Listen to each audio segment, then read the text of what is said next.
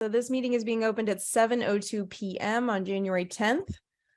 Nick Pappas, Here. Phil, Here. Mark. Here. And I am here, Laura Davis, and we can get started. So we have one set of meeting minutes from our last meeting. Thank you, Mark, for getting everything in so speedily. Do we have any any comments on the meeting minutes? I had a few, they were all typos really. You got them all, right, Aaron? There were about 4 or 5, I think. Yeah, so we can either, Mark, I can either forward them to you, or I can go ahead and make those changes. It's up to you. Why don't you go ahead if you don't mind? Sure. Thank you. Okay, then I move that we accept the minutes as amended. Do we have a second for that? Second. Great. All right, so we will vote. Nick, how do you vote? Aye. Mark? Aye. Phil? Aye. And I vote aye as well. All right, so on to the next order of business, chair report. I love slide presentations, so I made a slide presentation. Hold on just a second. I'll share my screen here. Oh, the host has disabled participant screen sharing. Could you fix that, Aaron? Yep, hold on one second.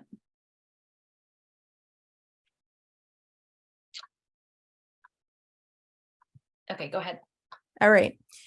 So my chair report is mostly something that you've all probably read about in the Globe or some other publication, but I thought it was worthwhile just to review this new piece of legislation that was just passed on January 1st. I just wanted to share with you guys what I know about it, and I've done a little bit of research. So an act to reduce traffic fatalities, Baker signed this into existence on January 1st. Many of the things take effect immediately. So it really does 5 things. The first is that it defines vulnerable road users, which is a new definition, and that includes roadside workers, pedestrians, and people operating a long list of micro-mobility devices, wheelchairs, bicycles, which is both motorized and non-motorized, skateboards, roller skates, scooters, personal assistive mobility devices, horses were mentioned, tractors, and it sort of leaves things open-ended. So as technology evolves, these are our vulnerable road users. And it requires a safe passing distance for people who are driving cars passing these vulnerable road users. And my understanding is that things went back and forth for a bit between Baker and the legislature, but the final version of the law says that a safe distance is not less than 4 feet and at a reasonable and proper speed. So this is brand new in Massachusetts. We've never had a law quite like this before. So this is something that will take some time for people to learn and understand. This is not unprecedented. I know that Pennsylvania and New Jersey both have 4-foot passing distances, and many other states have 3-foot passing distances. So that's sort of that's the big thing that this bill did. I did a little public research on what other states and other communities have done to help citizens learn about about this new law when they've gotten passed. So this one is from an advocacy group in New York. New Jersey did a very large public education campaign through their Department of Transportation. So that's this here. This is a picture of a collaboration between a nonprofit bicycle advocacy group and a local police station in Pennsylvania. They put out these flashing signs in various high traffic locations for a few weeks after the law was passed in Pennsylvania. There was a lot of information about the Pennsylvania passing distances. So the one on the right is also from Pennsylvania. So this is just a little bit of research that I've done about how other communities are educating their drivers about new laws around passing vulnerable road users. Other things that this bill did is it requires vehicles that are leased or purchased by the state that are very large, so over 10,000 pounds, to have particular safety equipment, including some specific mirrors that help them see, that cover more of their blind spots, a backup camera, and lateral protective devices, which are mostly on semis, very large trucks, to keep pedestrians and bicycles from being crushed in an accident. This is obviously not something that affects our work necessarily, but it might be good to know just in terms of if we're going to be creating any policies in the future about municipal vehicles, it's good to know that there is something to look at the state level for guidance. And then there is some adjustments in the process for how speed limits could be changed. One of the things that it says is that the Board of Selectmen can now petition the Department of Motor Vehicles to modify the speed limit on the state highway within their geographic boundaries. It's not hugely different than it was before, but it clarifies the process. It makes it a little bit more clear. So if something comes before this committee in terms of how are we going to deal with adjusting speed limits, there's some new information at the state level on that.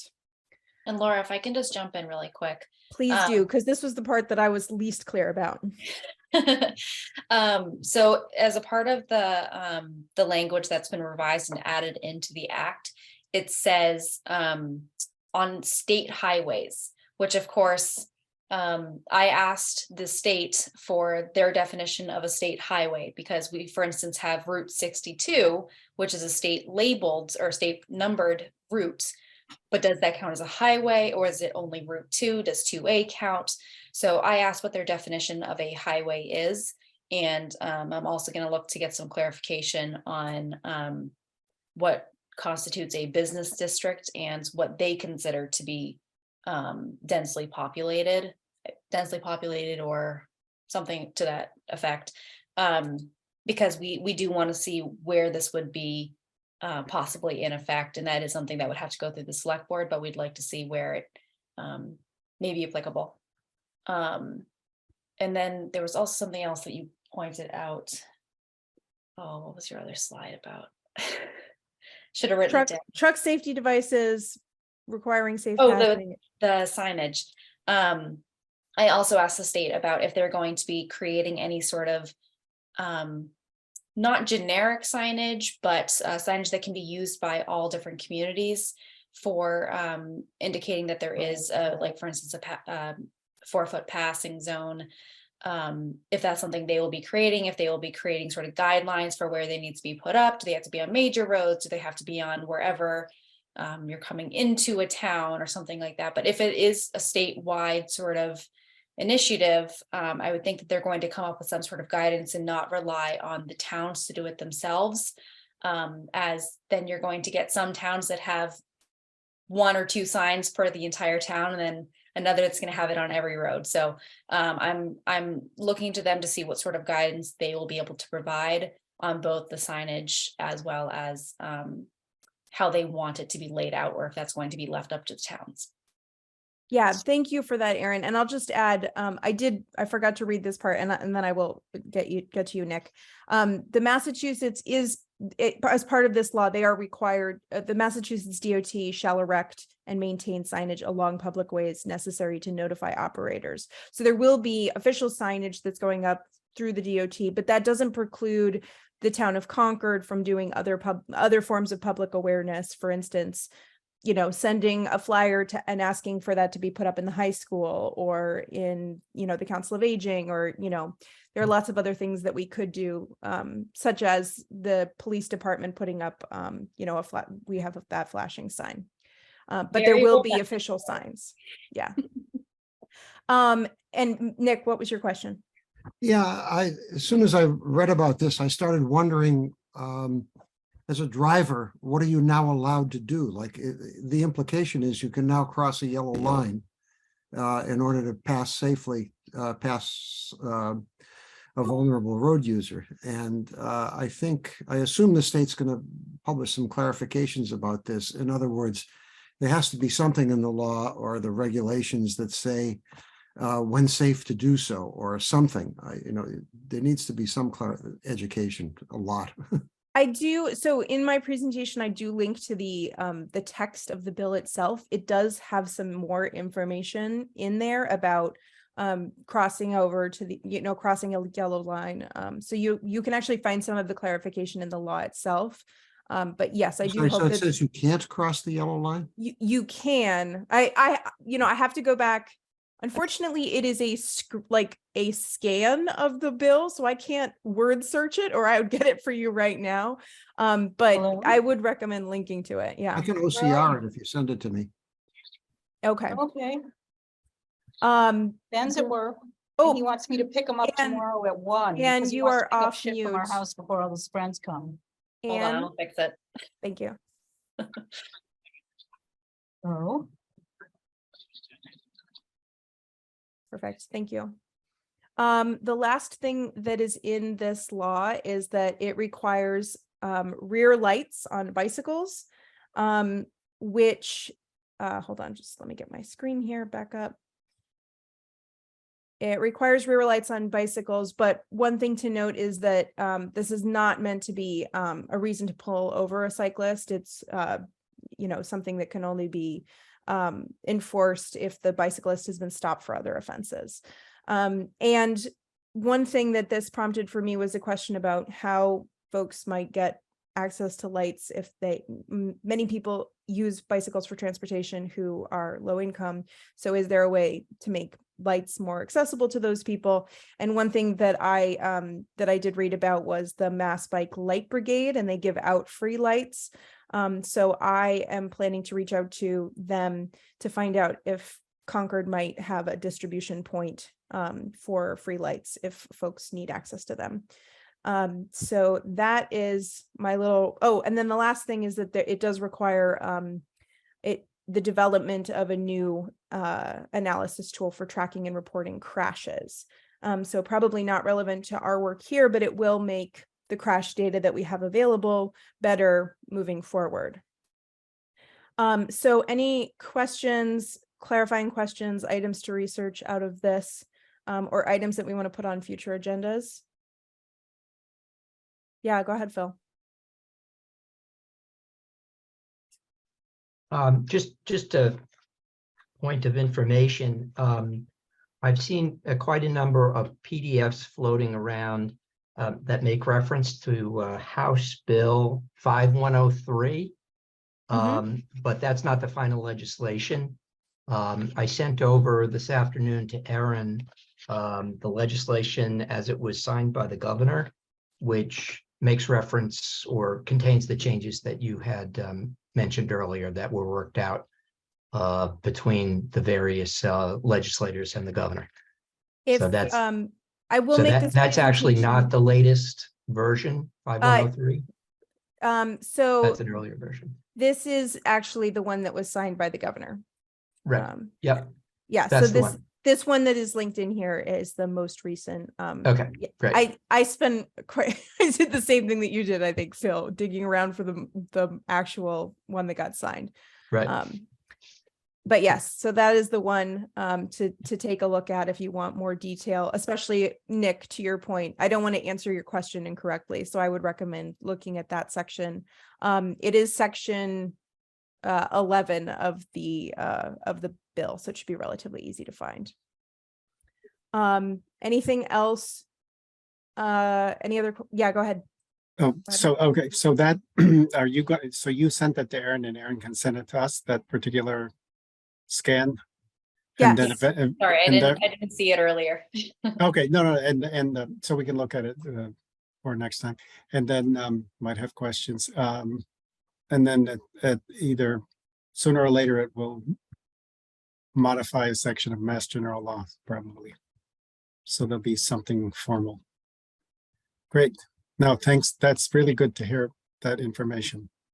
And it sounds like a lot of important things, improvements. Excellent. The other quick update that I have is that I have just been, one of the things that this bill prompted me to think about was what crash data exists at the moment. So I just wanted to share a little bit of research that I did on this, which is the existing crash data resources that are provided by Mass DOT. These again are links in here, so I will send this presentation to Erin and she can send it out to everybody. I'm sorry I didn't get a chance to send it out before the meeting. And so this is the Mass DOT crash impact portal, and I found the state crashes by severity and year to be particularly helpful. So these are direct links to those two resources, and these are just some screenshots. I narrowed the criteria on the dashboard to just the town of Concord and just for the past 5 years, so 2018 to 2022, although it has 10 years, more than 10 years of data. So it's really a very helpful tool in understanding how crashes in Concord have changed over time. So this is for the last 5 years, five fatal injury crashes, over 1,800 in total. So very helpful to have this information as, if we're looking at a baseline and trying to make policies that are addressing specific concerns. This shows sort of the change over the years. So we had a spike in 2019 and a decline during the pandemic, which is sort of the opposite of what most of the rest of the country experienced. So that was interesting information for me to learn. And then they also have clusters. One of the things I was talking with Erin about is that this does not have a cluster around Route 2, which suggests to me that the collisions that happen at the rotary of Route 2 must be categorized differently, because we know that is a huge hotspot. So Erin, Laura, I was thinking about that because when we were talking about that before, I do know that Officer Ron Halsinger, I was speaking to him a while back about this data. And one of the things that, if I'm remembering correctly, he said that only crashes that are like maybe the state police along Route 2 are called to actually get logged in here. And it's the way that they're logged. So if something is, for instance, a small fender bender that they don't feel that they need to call the police to, that it may not be uploaded into this system. So it may not have quite the amount of data that we would hope. It only has what has been logged. So it could be, there is that sort of margin of error, especially along Route 2, where people don't necessarily, they might be pulling off the road in order to deal with their crash if it's something that's very small. yes. There are many disclaimers on the website, and actually I can show you in real time what the website looks like that demonstrate sort of it's not totally comprehensive. There's a large disclaimer on the bottom, so it's good to know I only bring this up so that you guys can look at it, explore it, so that we have more information as we move forward. So it's not a perfect tool, but it is a useful tool in understanding where there are clusters of crashes, and how many are involving pedestrians and cyclists, and how many are involving older drivers and younger drivers, which I thought was very interesting that they pulled out that data separately. So it helps us understand that if we make policies that are impacting older drivers, that could be a huge benefit to the community.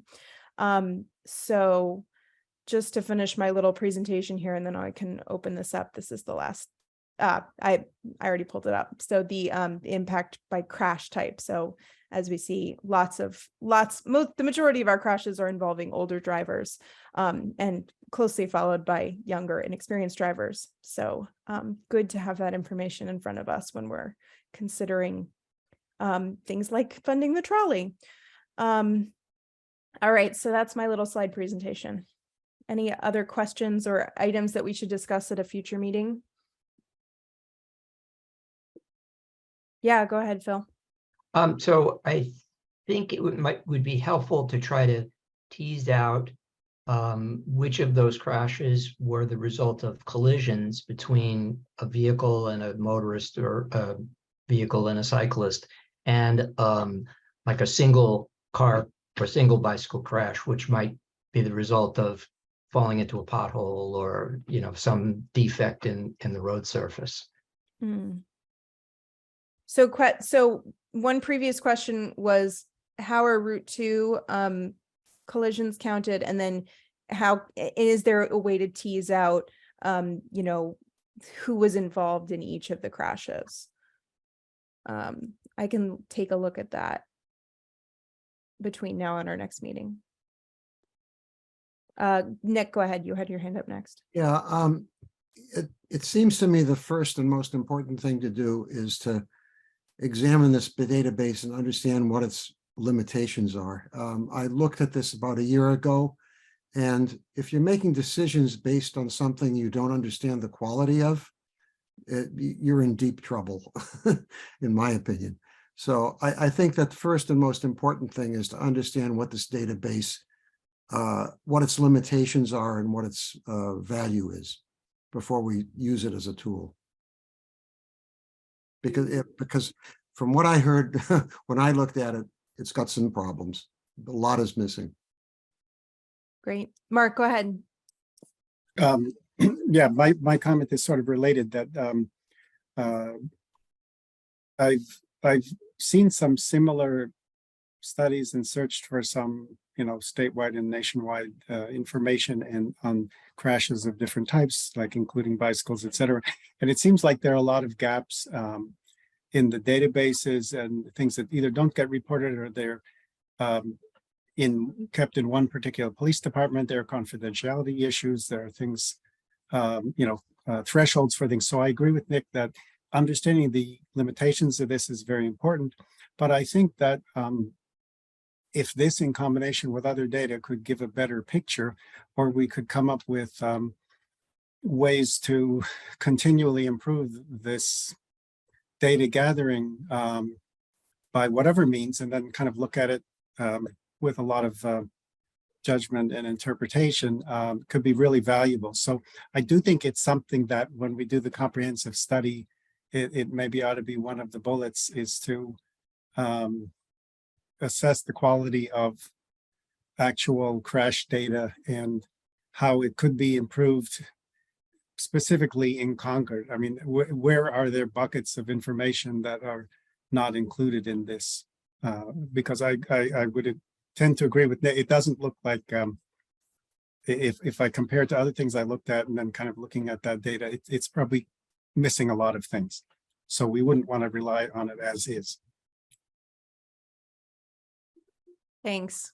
So I think that I'm going to keep digging into this and looking. I think that your points are extremely valid in terms of understanding the limitations of this data and what is missing from this, because clearly there is a lot missing, especially along Route 2. So I think that I'll bring this back at a future meeting with more information. But I think that it's a good thing for us to have in mind as we move into this comprehensive study process. And we have a lot on our agenda today, so I'm planning to take public comments at the end. But do you have something very brief to say before we move on to our next agenda item? Yeah, thank you very much. I just think as someone who's lived on, I question that data too, and I think it's a little too broad and generic. I think we need yearly data. How many crashes? I've lived on Old Marlborough Road for 11 years now. I've taken pictures of 4 crashes in the past 3 years. I didn't see Old Marlborough Road lit up on that map at all. So I think we need more specific data. We need to count deaths, crashes, hospitalizations every year, and to see how well our government's actually functioning to promote our health and well-being. Otherwise, we just don't have the evidence to say anything. Absolutely. So Thanks so much, Anne. This is really urgent. Thank you. Excellent. All right, so let's move on to the letter of support for the transportation bond bill. Do you want to take us through this, Erin? Yes, hold on one second. Let me pull it up.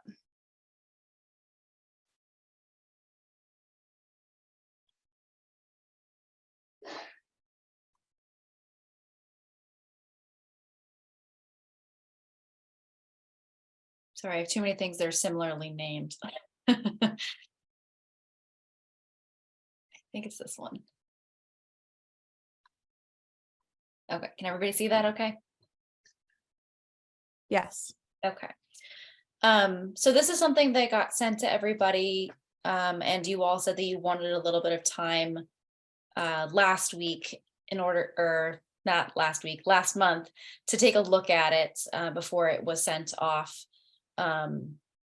It is now, I believe, up to date. It has our new representatives on there, and it has listed Laura as the chair. Did anyone else have anything that they wanted to add or change or anything like that? Or does everybody feel comfortable with it, or? Go ahead, Mark. Yeah, I think it's very good. I don't know if it's worth adding or not, but because of the combination with Lexington, and the fact that Concord has 2 MBTA stations, and this is a state regional group of people we're sending it to. I don't know if it makes any sense to just mention in passing that this would also link up to the MBTA stations, commuter rail stations in Concord, and the Route 62 and 76 buses that go to Alewife in Lexington. I don't know. I'd kind of leave that up to you, Aaron, whether you think it's helpful or not. But again, it's these pieces add together to more than just the parts. That's all. Otherwise, I think it's great. Yeah, I can definitely see if there's a good way to work that in there that makes sense. Thank you. Well, just in terms of process, will we be able to approve this if we don't edit it tonight? Not as a committee, so it would be more of a I guess approving the idea or approving the letter with those amendments, and then Laura, you and I could finish it off and make sure that it's sort of up to snuff. If that makes sense for everyone. Yeah, I didn't mean to slow things down. It's not crucial. It's just a thought that I wanted to share. Thanks. I think Nick's hand was up next. Yeah, I agree with the point Mark's making, and I think that very short 1-sentence paragraph to the right of the cursor is where you could put that. And I think it's okay for us to support the letter, to vote to support the letter with the understanding that something will be added to, a specific thing will be added into it related to tying into the existing MBTA services in the area.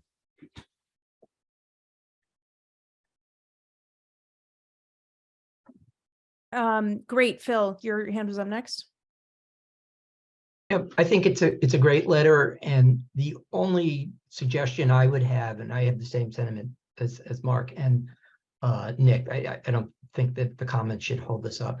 I would just add a sentence defining what Rev 250 is, because whoever's reading this on behalf of the governor might not be familiar with that. So just saying, the celebration of the 250th anniversary or something like that.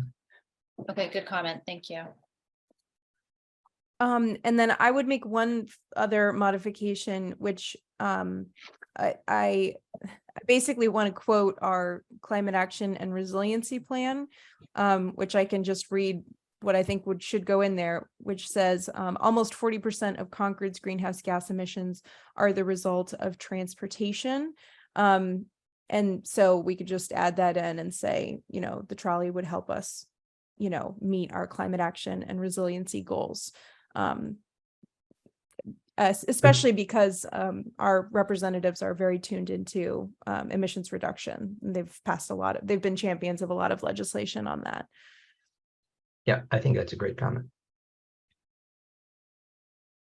All right, so we have one modification to define Rev 250, one modification to add reference to the 2 MBTA stations, and one recommendation to add in reference to Concord's greenhouse gas emissions. Any other comments on this letter? Excellent. I would entertain a motion of some kind.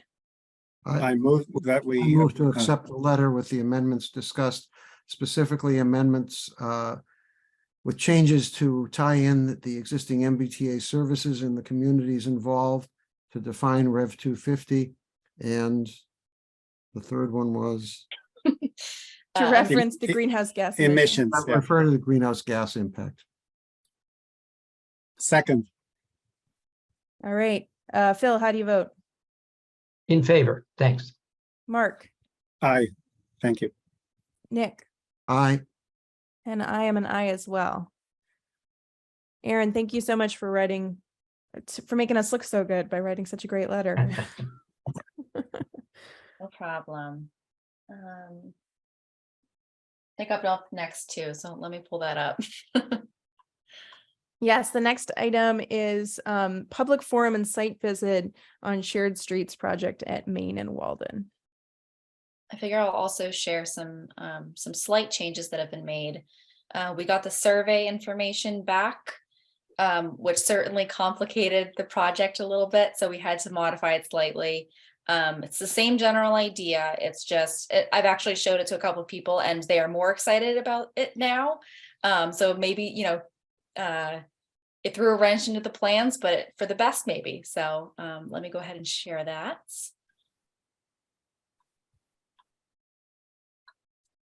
You all have seen this, so I'll just go to the changes. So this is not the final plan, but this is an in progress one. I'm still waiting for the engineers to finish the final initial design before we go out to bid. But the basic changes here are because of the grade that comes, this is Walden right here, and this is Main. So where it comes down from Walden towards, this is where Footstock is, the old bank. The road up here is probably about at least 4, maybe 6 inches higher than it is over here. There is a very generous slope. And so we've had to take that into account. So when looking at this over the bump outs over here, we've had to make sure that the drainage will work. So we've added some drainage into the actual sidewalks, into the crosswalks, so that we can make sure that that won't freeze and ice over or flood if we have a lot of rain or anything like that, any storm events. There's also some stormwater management on the side over here. We're also looking at something that is in this little pocket park. Because the water comes down this direction for the entire street, we want to make sure that this doesn't flood. Right now, if you go down there, it does. So we want to try to remedy that as best as we can if we're going to be redoing this without having to completely redo the entire street sidewalk and, you know, raise all the buildings. So we're looking for some different solutions. We're looking to hopefully make these trees that will have some sort of stormwater management filtering system so that they can be fed with rainwater that is coming from the area's pavements. We're looking, instead of having this be essentially just sidewalk all the way across, there will be a larger, I don't want to call it a wall because that's the wrong sort of connotation. We are initially talking about having it be sort of like an extra large curb so that it would be clear that it was a pedestrian area and not a parking area or something like that, because it will be essentially flush with the pavements. However, after talking to quite a few different people and groups, there is a lot of interest in having this be, you know, those sort of large stone or granite blocks that you see like at the War Memorial up the streets.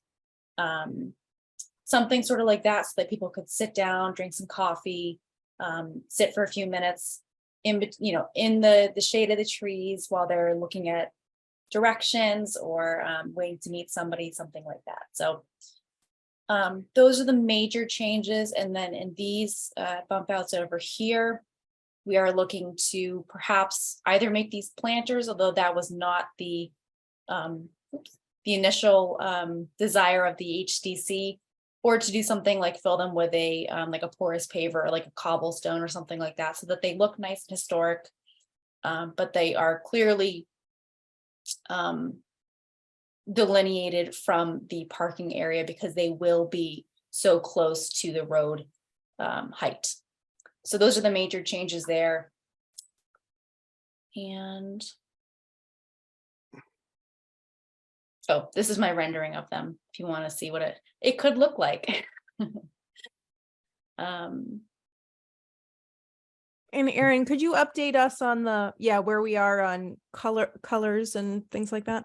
Yep. So right now, I went up to Ipswich and saw some pavement that was just put down with the stuff that's on the right here. So it's a polymer cement blend that I had heard about at a conference. And so I went and looked at this. This is one specific brand that I've looked at, but there's different ones.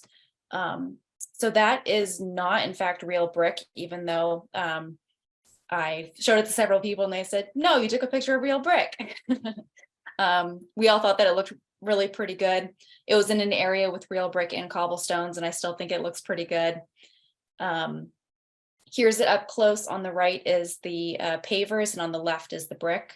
As you can see, it has a texture to it. So not only does it look more realistic, but it's also more non-slip then. It's ADA accessible, and we are able to sort of put them next to each other. So what we're thinking about is doing the crosswalks in the brick so that they stand out, and then doing the center in this cobblestone look. So it'd still look very classic and very sort of Concord, but it will also be long wearing, and it's something that is we could extend later if we wanted to, if there was desire to extend it down the streets or something like that. It's not something that has to be pulled up. We don't have to worry about the snowplows hitting it and bricks popping up or anything like that. I talked to Ipswich, and they in fact said that they are planning on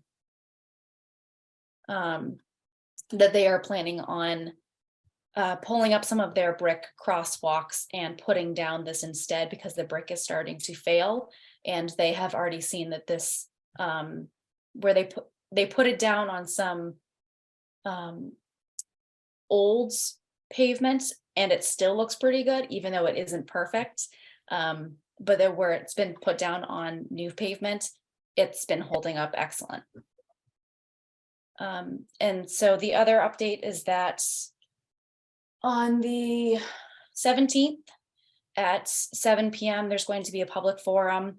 It's basically just going to be the same slideshow that you guys have all seen, and people can ask any questions that they have. This is once again before we've gone out to bid, but we want to give people the basic information so that they know what's happening, what's going on, ask any questions. And then on the following morning, there will be one second.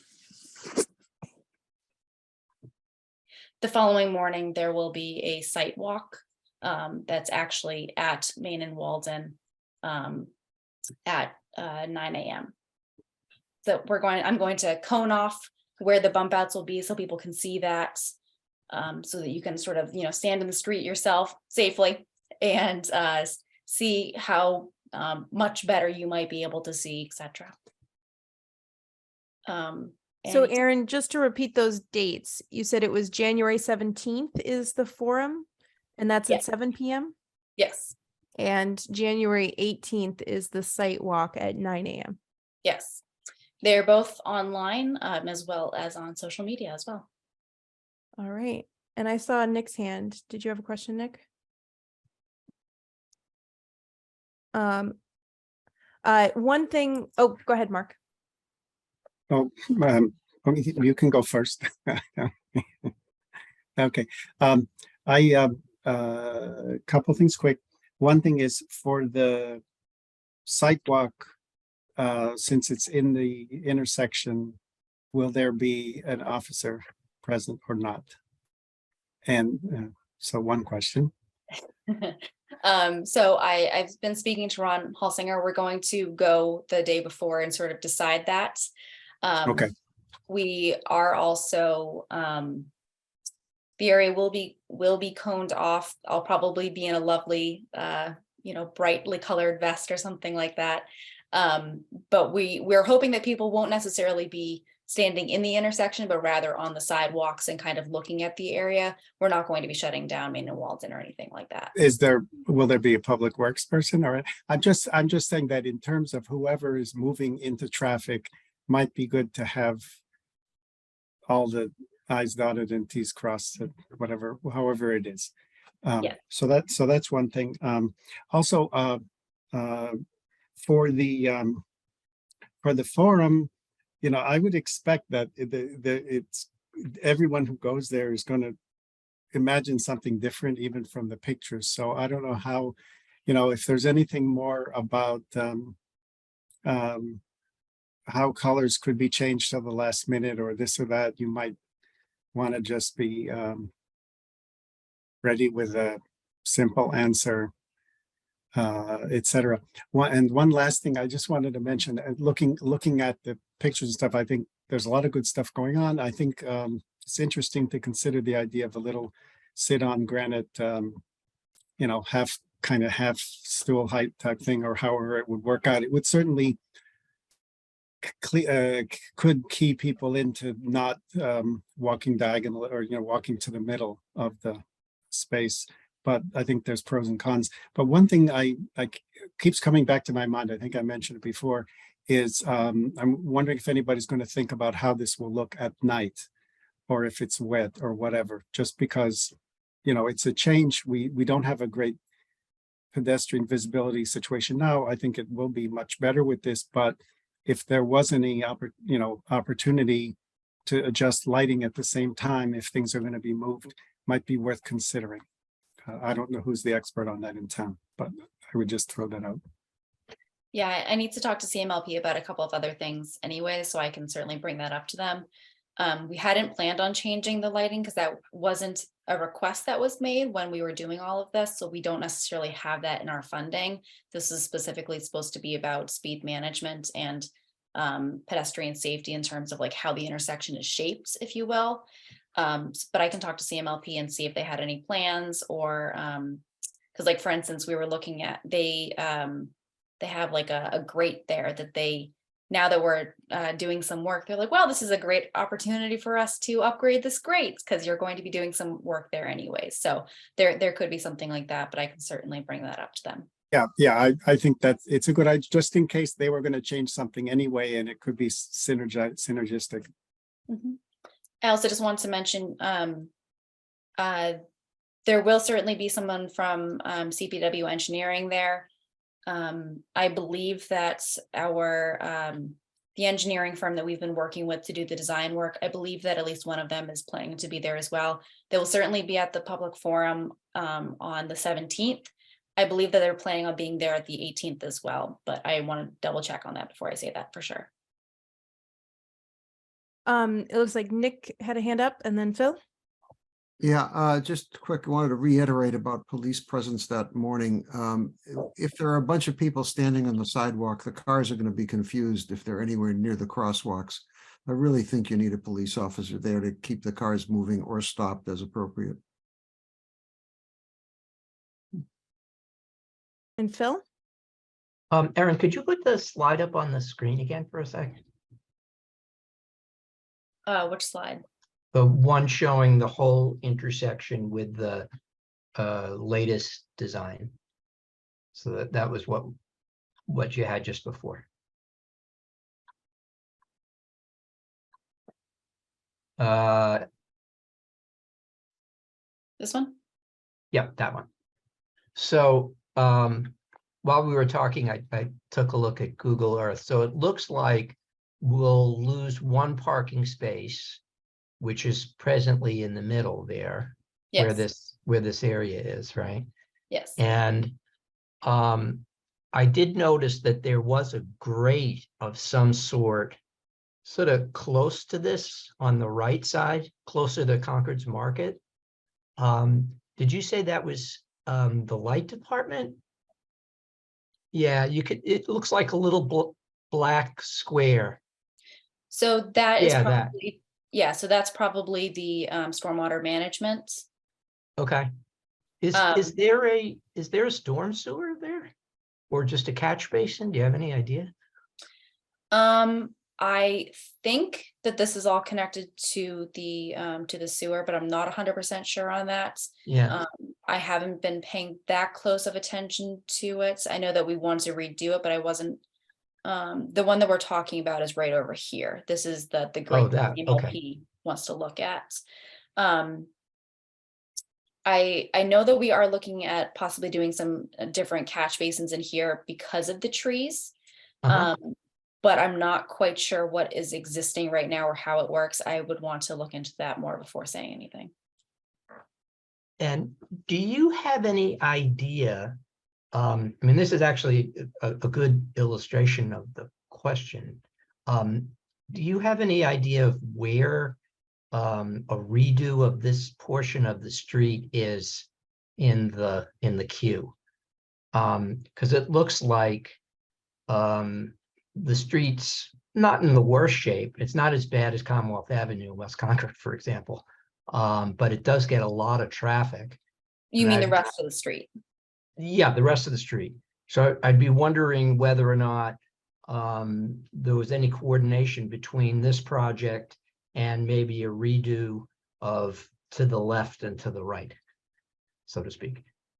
So it's certainly not coming in the next year or anything like that. There's like you said, there's many streets in Concord that need more attention. And Yeah. like Nick has said before, CPW goes to ask for, say, $6 million in funding for roads and gets 2. Right. So it's when pavement is still in decent shape or can be patched or can be sometimes they do like a sealant coat on it, then they'll often do that.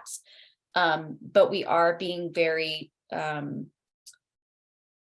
we are aware of the fact that, at some point this will have to be redone.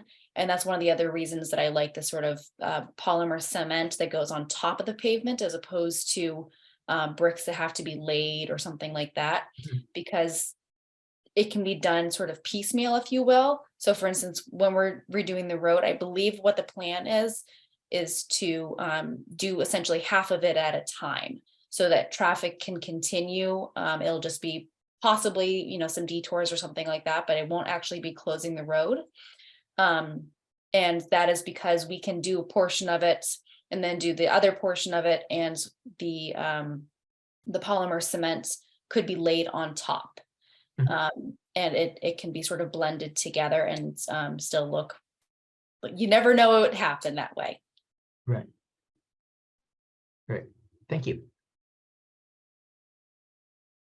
One comment that I wanted to make is that Anne, who's on the call, drew my attention to some resources that the West Concord Advisory Board put together, which I looked through today, and they're very related to this kind of work. So I just want to draw your attention, if you wouldn't mind stopping to share your screen for a second.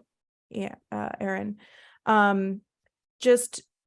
And I'm disabled again.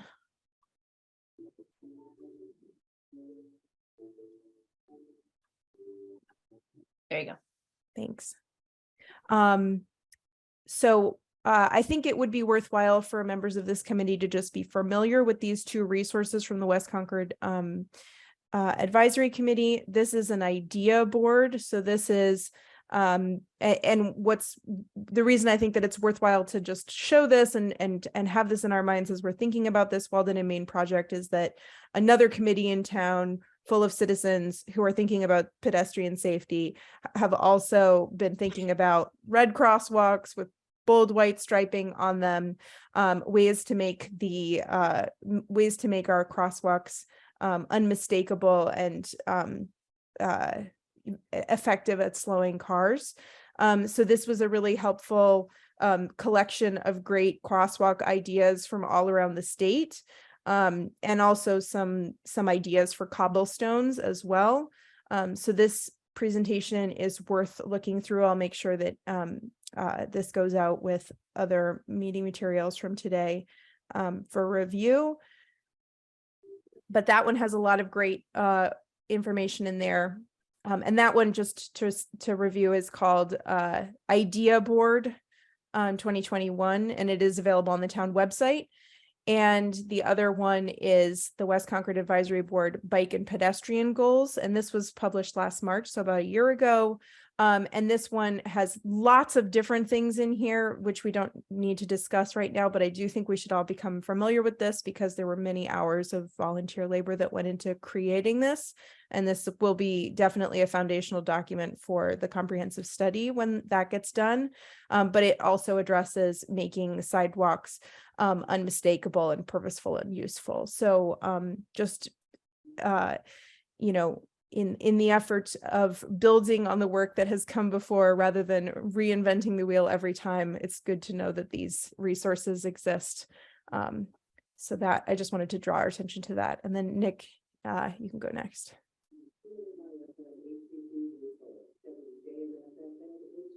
Nick, you are muted. At the last meeting, we talked about the problem with cars coming out from Walden Street somewhat aggressively or creeping out into the intersection. I think that actually may get a little worse after these changes. And I don't have a solution to it. I think there are a couple of factors that cause that to happen. One is if you're a driver on Walden Street and you have a concern about whether or not you'll be able to get into the traffic, you have an emotional urge to kind of nose out in and try to, see if you can get your way. The other is just the sight line isn't very good.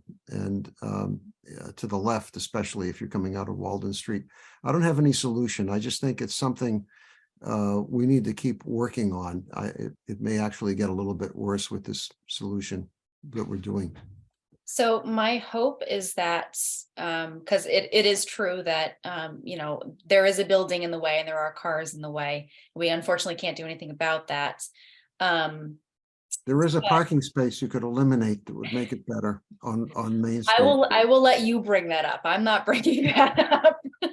That might be an excellent location for a bike corral. There you go. I'll let you two write up that presentation. I won't I won't necessarily bring that up. I'm already proposing getting rid of one parking space. But I do think that the visual squeezing of the intersection with the bump outs and the sort of visual change in the pavement will cause people to slow down so that there will be a better chance of seeing when somebody is coming, as opposed to when people are flying through right now. It can be very difficult to see if somebody is coming down Main Street before they get there. But the hope is that this will slow things down enough that vehicles, pedestrians, everyone will be able to see a little bit more about what is going on. So while we can't change the geometry of the intersection, hopefully it'll help to make things clearer for people. Mark and then Phil.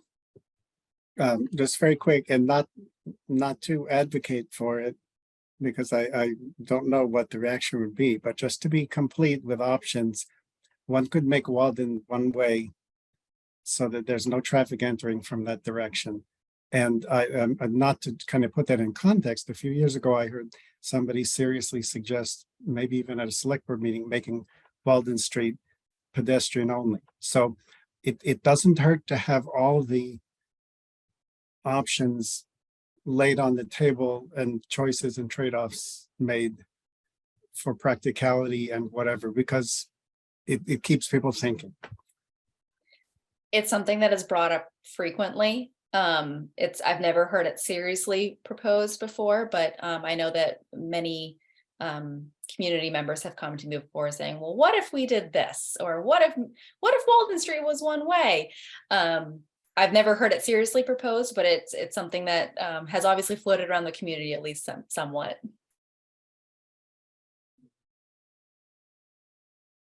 Phil, go ahead. Has there been any discussion amongst the staff about any other techniques to try to slow vehicles down before they hit that intersection? So, putting in like rumble strip pavement or something of that nature. So not rumble strips. I don't think I've seen that used in any like business districts that I've seen. I've seen like raised intersections and raised crosswalks and things like that, but that was explored, but because of the grade of the intersection, we think that in order to there to be enough of a bump that people would actually see it, it would be probably like about a foot on one side and about an inch or two on the other, because that's how great the difference is in the grade of the road. So it wouldn't, it's not feasible in that intersection. It may be in other places, but certainly not for Main and Walden. So go ahead. another quick question. Do you have any sense of how the Historic Commission might react to a temporary sign, to see how that might work? So, you know, it's hard to see the stop sign now, but if you were to put it kind of in the middle of the crosswalk and just plant it there, like, you know, those little mini bollards that are planted in the middle of the street at school crossings. If you can imagine those, right? Those are about, I think, maybe 3 feet high and white and yellow, but maybe you could plant a stop sign in the middle of the intersection on a temporary basis to see how it might work, just to, you know, as an experiment. Of course, you know, if you knock the stop sign over, likelihood is that you'll lose the stop sign, but, you know, it won't be that big of a deal. But it might be effective to as an experiment. So has anybody thought about something like that? So my question is, are you proposed, so this would be sort of like an idea for, because Kind of like a traffic calming idea to, you know, to have a effectively a large stop sign that would be hard to miss by a motorist who's coming down Walden Street, maybe who's not familiar with it. So my concern is that we can't move the location of the stop sign because it has to be located on the sidewalk. We can't put it, you know, further. No, I'm talking about supplementing it. You leave the stop sign where it is, or where you might relocate it as a result of this project, but, you know, have something that's temporary that would sit in the middle of the street. I mean, wait, if you go back 100 years, there was a police officer who was in the middle of that intersection, you know, actually, you know, waving people back and forth.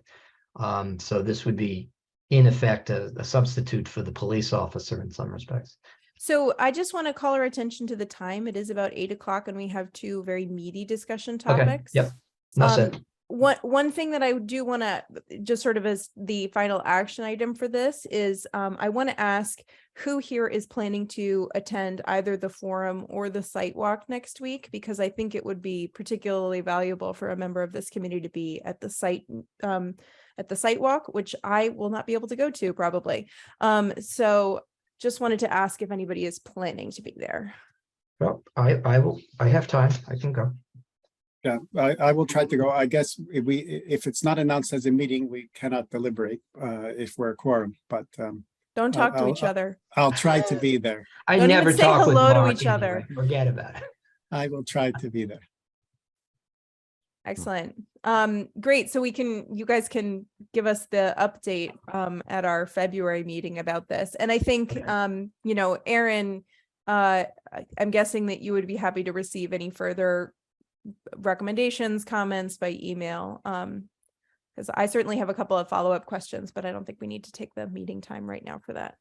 Go ahead, Mark. One quick, I was just saying, if will there be an email or something for people who see it to send in comments later who were present at the walkthrough?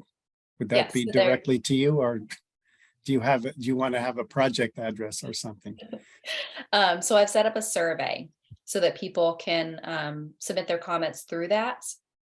It'll also help me to track and make sure I didn't misplace any. I'll be all in one spot. And that's where is that located, Aaron? It's on the project website, Okay. which is concordma.gov/2022 shared streets. I think that's the shortcut that I made. Okay. If the survey isn't up there yet, I made it and I think I put it up there, but I also made the Zoom link and haven't put that up yet. So it Okay. could be up in the next couple days. Great. Thanks. Aaron, perhaps you and I can coordinate on a sort of a list of links that we could send out after the meeting that could be included in, because I could not find that project page for the life of me today. Um, No problem.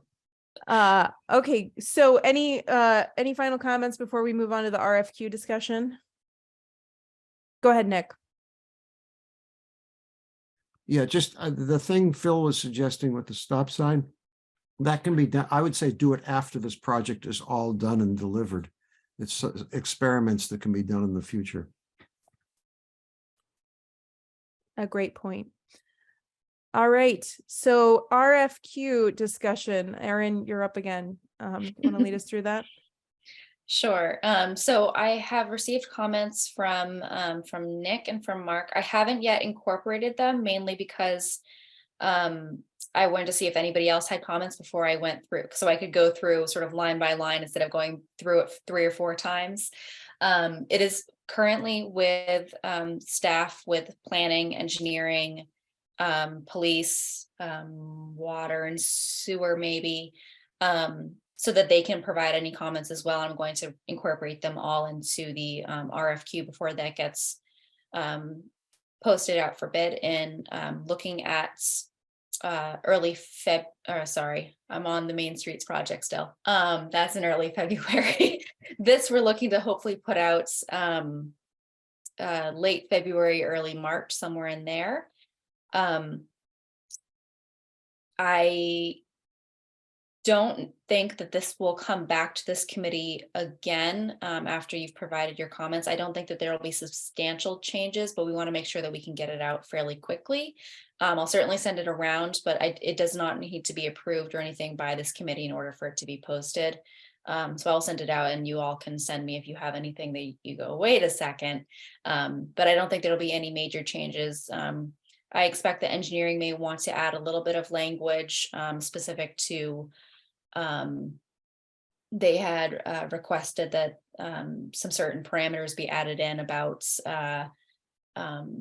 topics that they want the consultant to be able to deliver on and things like that. So we'll take a look and see what they come up with, but I don't expect any major changes. Probably small words here and there, things like that. So I don't know if anybody else had any other changes. I don't think we necessarily need to go through it. If anybody wants to send any additional changes to me, if you could send them to me by the end of the week, then I could try to get those incorporated, or if anybody wants to bring anything up now. I just had one clarifying question, which is if we're offering comments, should we offer comments on the original draft that you sent out? Has there been an updated draft, or you're waiting for all the comments to come in before you draft again? I'm waiting for comments to come in before I create a updated draft. So if you send any comments, you can send it on the one that was already sent out. Perfect. Thank you. Mhm. All right. So the main topic of new business today is to discuss the letter. Well, it's actually kind of old business. The letter regarding shared use parking, and this harkens back to our discussion with the Concord Academy folks about shared parking for their staff and students. And Aaron, if you want to bring us up to speed on the Concord Art Project and any other current events, that'd be great. Sure. So I'm not 100% knowledgeable on the Concord Art Project, but I will share what I know about the parking situation. So they are requesting, or they are looking to permit a larger space, knock down the back portion of their building, which I believe was an add-on, and create a new gallery and arts space. According to our current zoning bylaws, there is minimum parking requirements, and they are looking for relief from that parking, saying that there is enough shared parking within a 5-minute walk that they do not need, or that they should not be required to have to build that parking or to find that parking elsewhere. So this brought up, once again, like Laura said, this is sort of similar. It's different than the Concord Academy, because Concord Academy has to have essentially an alternate plan. They have to have space available on their campus where they could build those additional 57 spaces that they need in order to have enough parking for all students, staff, and faculty. That's staff and faculty are the same. So what we're looking at here is it's similar, but Concord Academy is looking to use the shared parking so that they don't have to use up green space that they have. So they weren't looking for necessarily relief from parking. It's different. Concord Arts is looking for relief from parking. So that is asking to not have to have any reserve parking or space to build those parking spaces, but only use those shared parking. They submitted they've gone to the planning board, and I believe they are now at ZBA. They submitted a report which included a parking study, which included all the public parking along Main, Walden, as far as over by Sleepy Hollow, along Lexington, where there's a couple of spots, and then a couple of spots that aren't actually parking along Haywood, but they marked as being public parking. Please don't park on the conservation land. We don't appreciate that.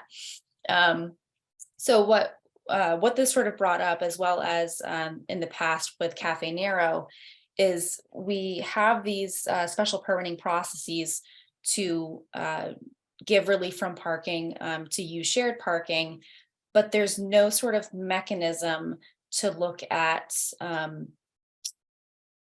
We're giving relief from parking for single occupant vehicles, but we're not necessarily looking at how else we can get people to these locations. So other towns have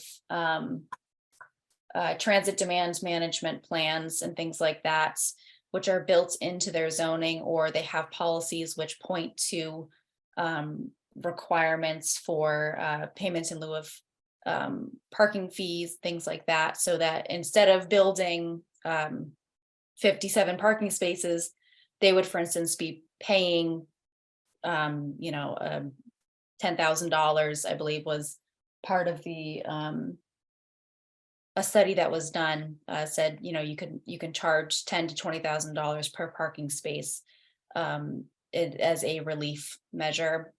You can also do all sorts of ask them to come up with a plan or a proposal to say, we are going to be doing we're going to be getting discounts for all of our students so that they can ride the MBTA, or we're going to be doing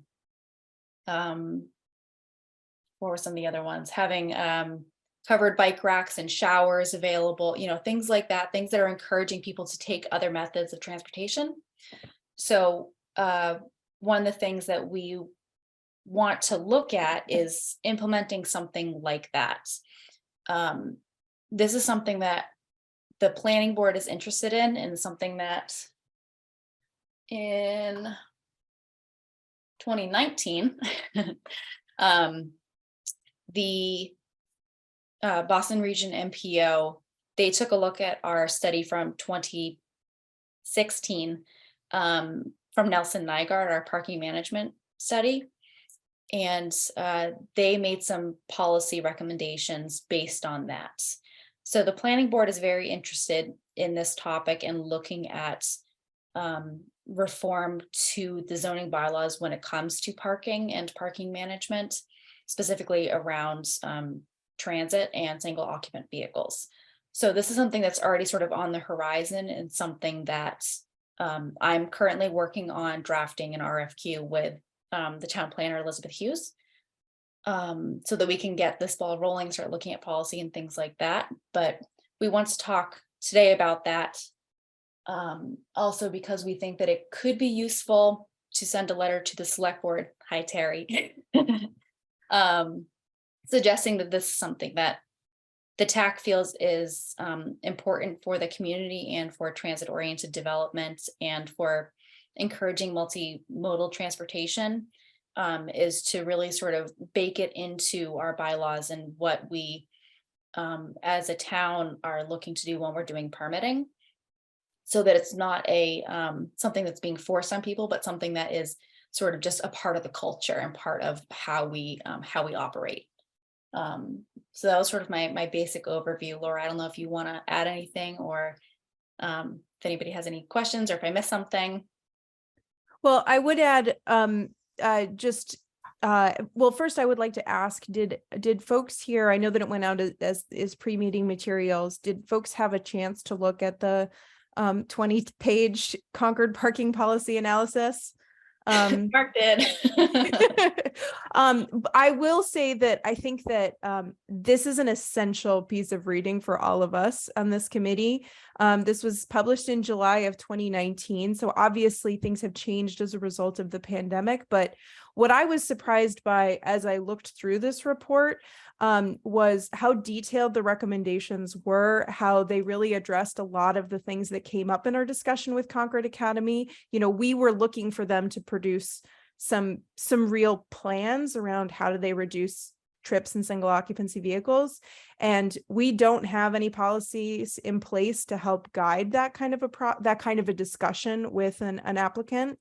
And this parking analysis was very clear in like policies that we could use to better guide those conversations. And so I found that the policy recommendations to be particularly helpful. I also found there are some tables in there that I would highly recommend looking at, comparing Concord's current policies in terms of parking minimums to neighboring communities.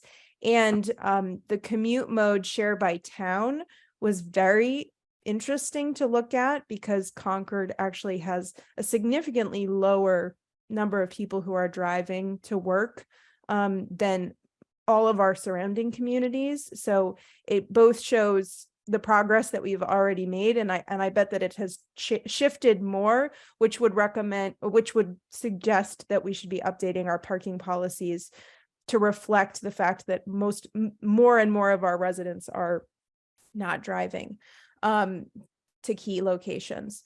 So that's all I would say, is I think that parking policy analysis was really helpful. And I think that given the timing of that report in 2019, just before the pandemic, I'm guessing that a lot of the recommendations fell to the wayside in response, because there were other more pressing items than parking policy in 2020. So I think it would be good to unearth that and take a look at it and see what needs to be updated through this comprehensive study.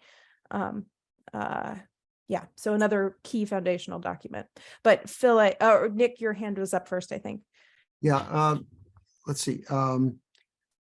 This is a great thing to work on, so I'm really positive about that. And also, any kind of payment, what Concord needs to subsidize the sort of transit we need is regular payments, not one-time payments. So I think that has to be baked into it. One-time payments from somebody is like those deals you get on the internet where, they make it look like it's great because you get 3 months. I don't care about the 3 free months. I care about what it's going to cost after the 3 months. So that's it. So Nick, I appreciate that comment, especially since, yes, you're right. It'd be great for us to get a cash infusion at the beginning, but it only lasts for so long. It's almost like a pilot project, right? It's great to see the pilot, but if you don't have the money to keep it going, it's kind of a disappointment. But I was looking at a couple of they have different models that they employ, and some of them are, if, for instance, you keep going back to Concord Academy because we have those sort of solid numbers. For instance, at Concord Academy, it might be like the 57 spaces, and they would sometimes say it's $100 per space per year or something like that. So they have different ways to do it. I was looking at a couple of different zoning bylaws in various surrounding towns like Arlington and Bedford. And then Buffalo, New York also had a pretty good one. They had a green code, which sort of overstretched everything in town, which I thought was interesting. But they have sort of variations based on how much the parking is changing, how close you are to transit oriented, or how how close you are to public transit and if the transit-oriented development is sort of baked into everything or not. Because it can change things, obviously. If you're going to be far away, it might be different, or if you're not really changing the use, but because you're a new business, you're sort of you're not getting grandfathered in, then it might be sort of difficult to start a new business. So it really have to look at all those different pieces. I do want to say that this would be different than the comprehensive transportation study. This is a separate thing. It's looking specifically at the zoning bylaws that we currently have, and it would be done separately as opposed to the comprehensive plan that's going to look at the town-wide, but not necessarily be looking at specific bylaws and how to change those. Yeah, I think we should be defining what should be in a parking study done by an applicant. I'm really suspicious of parking studies that are done as part of an application process, and they define what the study is, because the ones I've seen are frankly, they cheaped out. They did a cheap study and they only looked at a few variables. They didn't really look at the whole problem. One of the things in the policy analysis that I think, you know, is another mechanism for funding transportation. A supplemental recommendation in here was to create parking benefit districts in both West Concord and Concord Center. So there were some other more, you know, like annual kinds of suggestions in here for how to increase revenue for alternative transportation options. And just to clarify, I just think that you know, this document is related to all of the other policy decisions that may, you know, that will be covered in the comprehensive study, just in terms of mode shifting and things like that. So not that study would necessarily give us a recommendation on this policy, but yeah. Now, maybe we should think about something like a parking authority, which is maybe like an enterprise fund, and that's the way we set up to do transportation funding.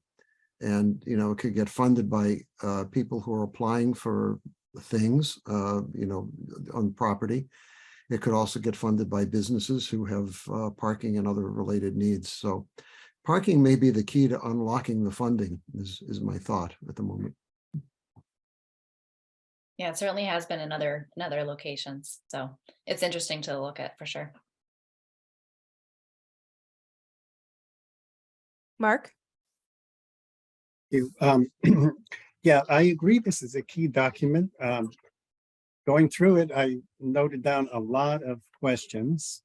And so if it had, as I hope our comprehensive study will have, a principal author or a compiler's name on the front page, we could ask that person, what, you know, why did you use this chart, or what about this? That doesn't seem to follow from that. I think a very significant aspect that, you know, Aaron and Laura have focused on is the, you know, it says parking, but it has this significant connection to multimodal transportation. I mean, it's kind of, and what Nick just said about the key, the doorway into the multimodal and the funding and things could be through the parking lens, because I've sat through some of those ZBA and planning board discussions, like the ones for Cafe Nero and things like that. And I don't know what comment to make, but it was, I mean, it was a lot of work, and I didn't myself find all of the sufficient information to really make an information-based decision. The decision got made. In this report, in this analysis, I think some of the recommendations at the end are very good points and very worth figuring out how to implement. Some of the arguments, kind of how to get there to those, I didn't quite, I don't think they were all supported well. So it's kind of like conclusions might be good, but some of the reasoning is questionable. But I'll just give one particular kind of example. There's something in here where it says zoning should not thwart multimodal transportation. And I'm not sure exactly how it thwarts it. So keeping this kind of multimodal transportation options and all the positives that we want high up, and then trying to tie that into policies is one thing. One other comment I would make, or kind of a plea for myself, is we've seen an example, to me anyway, what I saw for the little bit I tracked it with the Thoreau Depot zoning district and thing, that there's a complicated process with a lot of public outreach and a lot of things, but when you try to make many changes at once, it's very hard to explain it to people and bring them along, to have them understand it. And so where was I going with that? That defining the process for refining or funneling ideas that could eventually be put into zoning bylaws or policies or funds or whatever, is itself kind of a design process. So in other words, if somebody has an idea, do they give it to Aaron? Do they give it to the TAC? Do they give it to the select board? Do they give it to the planning department? Do they give it to the zoning board of appeals? And what are the place of this thing? So I think this is a great touchstone, this document, even though I find significant fault with certain things and have a lot of unanswered questions. I think there's some very good things in it, and I think it's pointed departure for important work. Mark, I think you make a really good point, especially since I think that zoning is something that baffles a lot of people. It's in some ways it's very technical, and there's a lot of sort of jargon that goes along with it that, it sort of affects everybody, but not everybody understands it very well. And I think that that's sort of what happened with the Thoreau Depot, is that there's a lot of confusion that happens sometimes, especially when it comes to zoning. And but I hear your point of, change is scary. And when there's a lot of changes coming at once, it can be even scarier.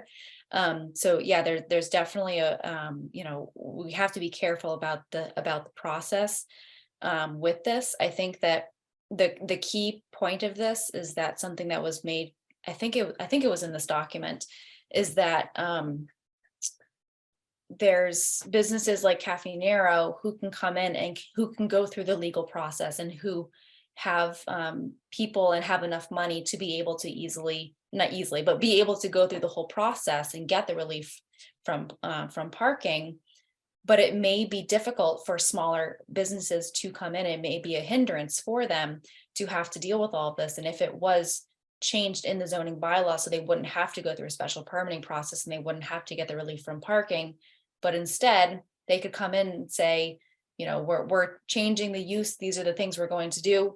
But we also see that there's this amount of parking. We're going to be encouraging our employees to be riding their bikes. We're going to, provide bike storage, things like that, and be able to make that plan. Then they might be able to get out of a lot of headache when it comes to the sort of process around getting relief from the parking. I think Nick's hand was up next, and then Yeah, Mark. I fear that parking is one of those emotional issues like low-income housing, and people react badly to it sometimes. And I think the planning board tried to do too much too quickly with the Thoreau Junction change. And I think the lesson we should take from that is we need to take our time to do it right, and maybe do it in sections. But we don't want to fall into that trap. And I do think parking, especially for businesses, is a very emotional issue, and that makes it dangerous. Mark, go ahead. Yeah, thanks. So yeah, both to what Aaron was saying and what Nick was saying. Aaron, having read through this parking policy analysis relatively quickly, I'm sure that I may not be treating it completely fairly, but in certain places, they seem to argue for what you were saying, which makes sense, that not every firm coming in is like Cafe Nero organization that can afford to hire consultants to do studies and things like that. And it certainly might discourage some smaller business owners from coming into town. And so there's an argument to say, let's make more things, more loosen the regulations or reduce the regulation, reduce the requirements. On the other hand, in another place, this consultant, MAPC consultant says, oh, this was good because there was a lot of flexibility. So the question is, who is the flexibility for and what kind of flexibility? So it's great to have these. I mean, part of our job probably should be figuring out where should that default requirement be, higher or lower, for whatever condition in the zoning, and then what should be the flexibility modes and who do they benefit and who decides. And, you know, so it's pretty complicated, but I hope I'm explaining my point clearly. In this particular study, in one case, they say it's too complicated, it's too flexible. You need experts to play the game. And in other places, it says flexibility is great because if you can play the game, you can get around these things. So it's an interesting quandary. But if we have these particular goals, such as encouraging certain multimodal transportation, et cetera, then we kind of have this shining star to follow. Then we can kind of figure how the machine can be built to help get us there. So I think that everybody's made some excellent points here. I think one of the things that I wanted to kind of draw out of this, and for Phil and Nick, especially as you're reading through this report after this meeting, one of the things that I think that this committee could do a lot on is talking about the transportation demand, like narrowing it down, as you say, narrowing it down to something manageable for this committee is the transportation demand management bylaw, which, Aaron, you may have to correct me if I'm wrong, is separate from zoning. It's slightly separate. No, or it's amending the zoning bylaws. That's one that I wanted to ask you about.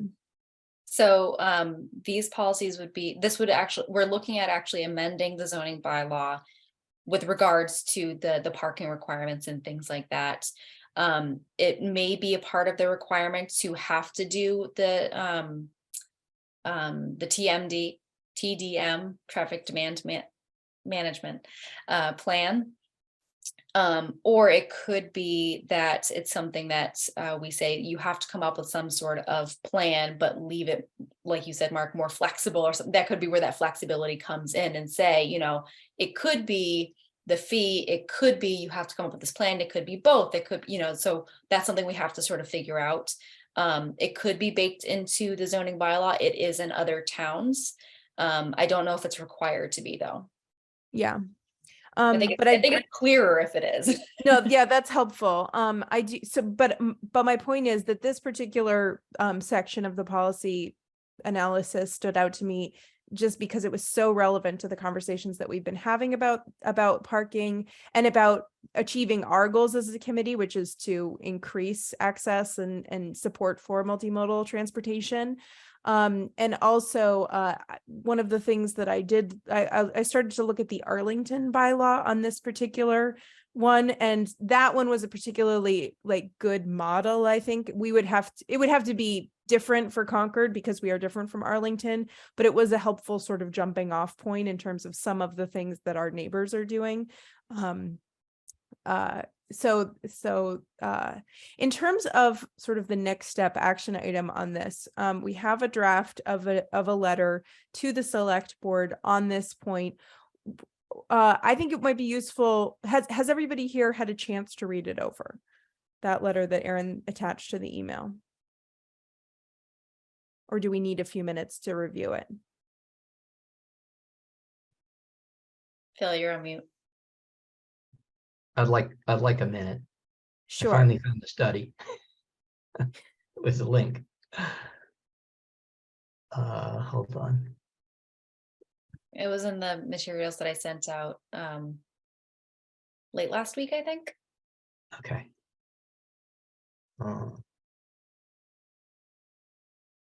I could pull it up as well, but I don't know if everybody wants to read it on Zoom.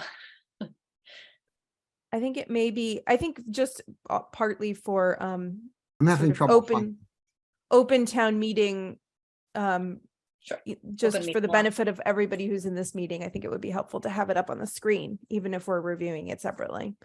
No problem. Let me find it. And for the committee members, you can find it on an email from Aaron from January 6th.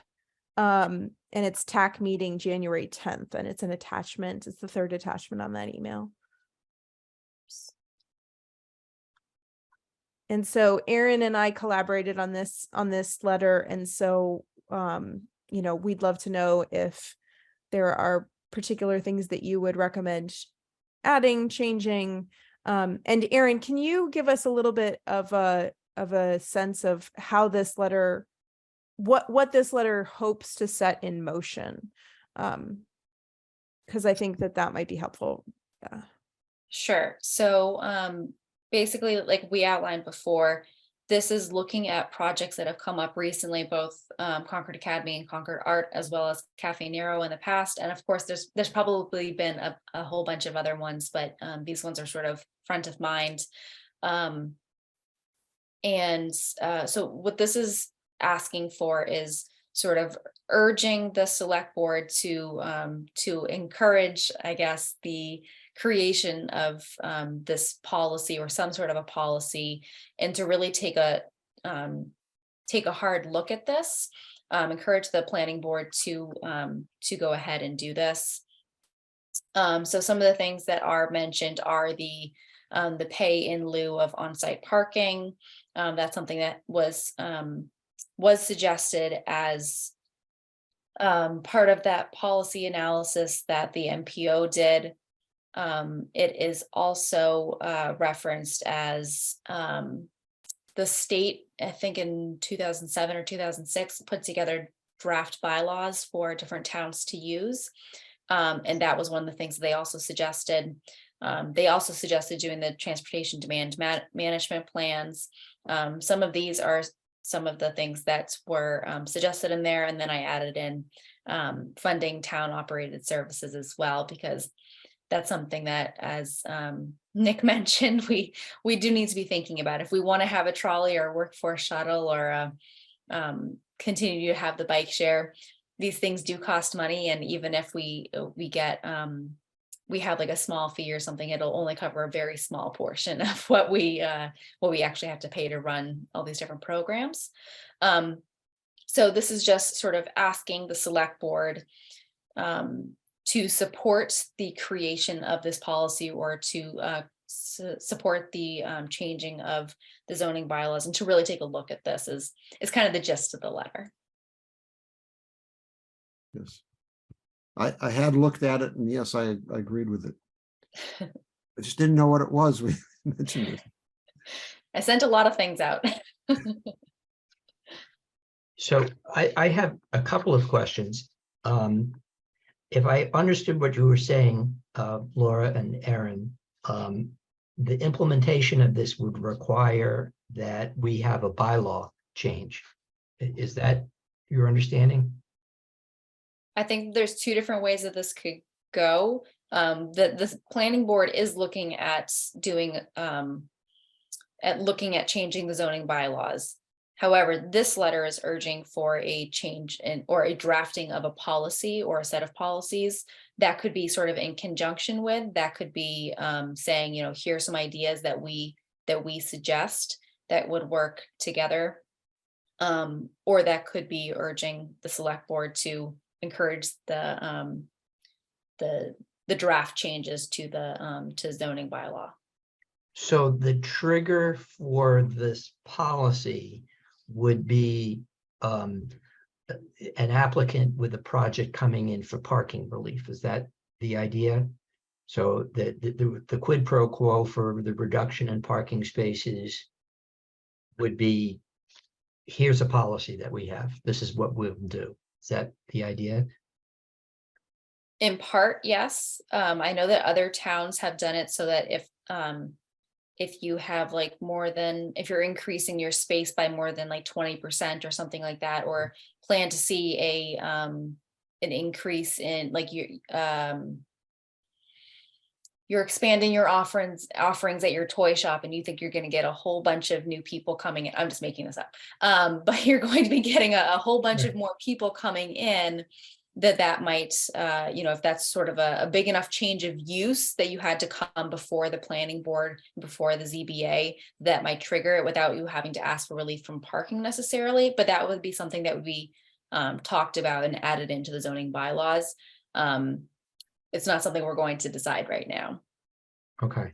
Well, the reason why I'm asking about this is, we obviously hit the wall with the Thoreau district proposal, and people reacting badly to it. And I agree with Nick that we need to be taking this in a sort of slow and deliberative way, or we're not, if we do have to have a bylaw change, as opposed to simply, some sort of policy that we can implement without going back to the town meeting, then we're going to need to be very deliberative in terms of public education about why this is a good idea, and how it can be done in a manner that's acceptable to the public.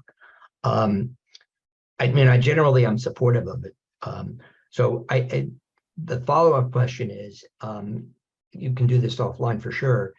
Could you send around a list of towns or cities where this has been done in the Commonwealth, so we can get an idea of what, how they did it? So, for example, Laura mentioned that, Arlington has a bylaw. Well, their town meeting had to vote for that bylaw. But if Northampton just has a policy, for example, that was, that the, whatever they have out there, the Board of Aldermen or something, imposed, that would be good to know. And I think if this kind of thing can lawfully be implemented without a bylaw change, we need to be clear about that. In terms of the long-term sort of revenue stream element of this, do you see the revenues being significant enough to fund a project like the trolley, or to have a significant impact on the the town's portion of running that program? I think that it could have a significant impact. I think that it's difficult to know because it's really dependent on, I don't think we can expect businesses that have been here for however many years to necessarily begin to chip in. Maybe that'd be something that would be discussed later, but I don't want to necessarily say that we're going to start forcing all the businesses to pay for parking relief. However, I think that there has been sort of a good amount of turnover and of change and of building and construction, that there could be enough, especially if we, I think that the key is that there's going to be projects that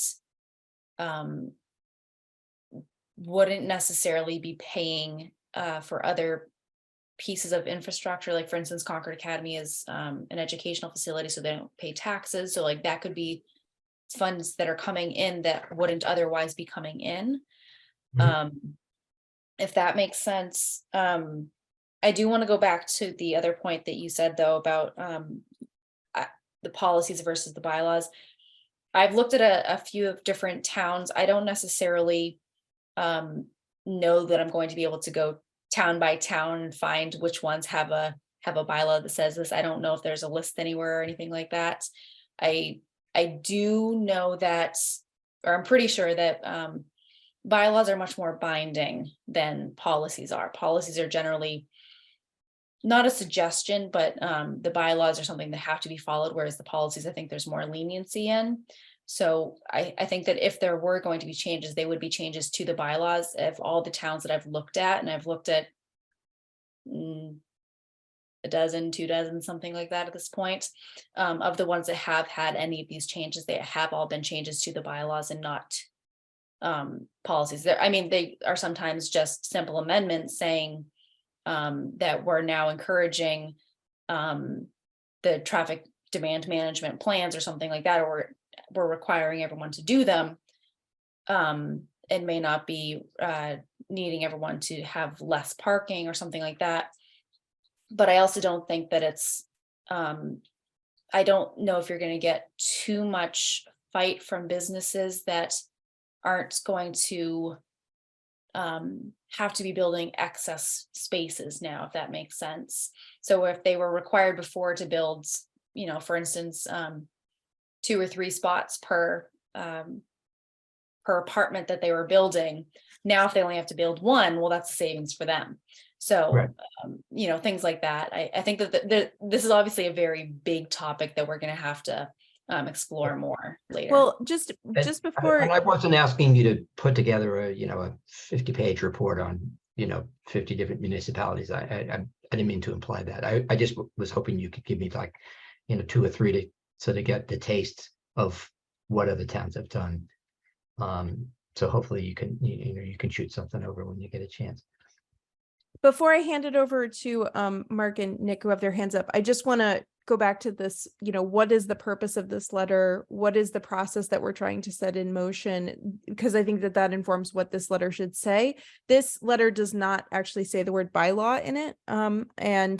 And I am actually curious, now that we've started this conversation, should this go to the select board and the planning board, and sort of like as a statement of intent that we would like to begin a process of working on this collaboratively with, because I think the point is that we've all been making here is, this needs to be a very deliberate process. There's going to need to be public outreach and education as a part of this. There's going to be a lot of stakeholders here that we need to engage, including the planning board, the select board, the business community, residents of the village centers. I think that there's a lot of people involved here. So in what the process that we're trying to set in motion with this letter is, let's have this conversation. This is a topic that is of great interest to the community and especially to this committee. And so we want to be working on this. So I just want to clarify with Erin that you and I are aligned that was the purpose of this letter, and then try to get us to focus on getting the letter to do what it's intended to do. Absolutely. I wonder if, because this is, we made it purposefully sort of broad so that we're saying, we're supporting this and we want this to be sort of considered and sort of moved forward. We could even say, to draft a policy or set of policies, or, assist with the, looking at bylaws or something, something sort of general to say, we're not quite sure what the right route is here, but we want to support it. Could be something sort of like that. Great. I don't know who had his hand up first, so be gentlemen and decide who goes first. Okay, I'll go first. Yeah, I'd like to look at this, the potential in a positive way, which is we should be looking at businesses who are already spending money on moving people around and parking cars, and working with them to figure out how to do things more efficiently. Let's look at Emerson Hospital that has a huge amount of parking lot right on Route 2. That's very valuable land that could be put to better use, I'm sure, if we could help them find a way to move people around and get people into the hospital so they didn't need all that parking. Also, they, I believe, are spending money on shuttling employees and others around. That's another place we should be working with them. Then if you look at all of the small business owners who complain about the lack of parking, I mean, why can't we approach them and talk about how we can increase the foot traffic in their business? Things we can do to bring people in that won't require them to spend money on moving, whatever, just help them out. And, those are potential funding sources if you can help these businesses of all sizes. So I don't know exactly if that's covered adequately in what in your letter here, but I think that we have to have a way that we can approach the business community with a positive, a positive benefit for them. Just jumping off of what you just said, Nick, I think it might be useful to think about there being two different things at play here. I think that there is a policy or a bylaw that needs to address when there is a change, when there is, a new construction. And then I think that there is a separate but equally important campaign, perhaps. I mean, I look at everything as a campaign. Maybe that's just me, to engage businesses that are not in the midst of a change, to say, look, we have these recommendations that we now have in terms of reducing single occupancy trips. Here are some recommendations of things that we're asking new applicants to look at. Would you be interested in, going through this as an exercise? Maybe, we could even maybe have an incentive for businesses to go through a process of coming up with a transportation management plan. And it could even start with the town. Does the town have these policies in place to reduce, municipal employees driving to the, I'd be really interested to do a review to see if are we offering discounted transit passes to our municipal employees who live out of town, so that they're not driving into the community. We're not. But I do want to just mention, you reminded me, Nick, when you were talking about Emerson. So I have been working with Emerson and speaking a lot to them. They did a not a transportation plan, but it was a part of what they want to be working on in the next few years, and transportation was a part of that. I'm just starting to work with the Boston Region MPO CTPS. It's the transportation planning staff, essentially, for the Nick, you're off. I didn't know who it was. I couldn't mute them. But one of the things that we're going to be working on is trying to find if there are ways to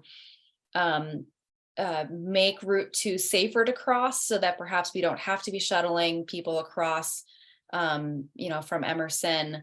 It's something that is, obviously something that people are very interested in. People want to be able to walk. People want to be able to ride their bikes and feel safe doing it. I think that's the biggest piece of this. We want to do that as sort of like a short-term solution to think about, obviously the short term, while we look at longer term solutions where, we're not gonna be able to build a bridge or Route 2 in the next year, but we may be able to do some signal retiming and make it safer for people to make those trips. So I'm just starting to work on that. It's going to be, I think, a study at first, possibly with some money for implementation. I'm waiting to see what they come up with. But then we are also looking at a couple of grants to see if we could do some other projects, but everything's always evolving. So just to draw us back to the agenda topic here, because we have a letter, and Mark still has his hand up, so I want to give you the floor in a second, Mark, but it would be good to have a plan on what we're going to do with this letter. We can, our options are, we could have everybody have more time to send feedback to Aaron and I, and we can incorporate those changes between now and February. Or if we want to move more quickly on this, we could try to incorporate comments tonight. But we are coming up towards 9, and I don't want to keep us all late. So Mark, I'll give you the floor, but let's head back towards finishing this agenda item. Yes. Okay. So I mean, to cut to the chase, I think it's better to spend some more time and come back to this. There's a certain amount of urgency, but it's more important to do it right.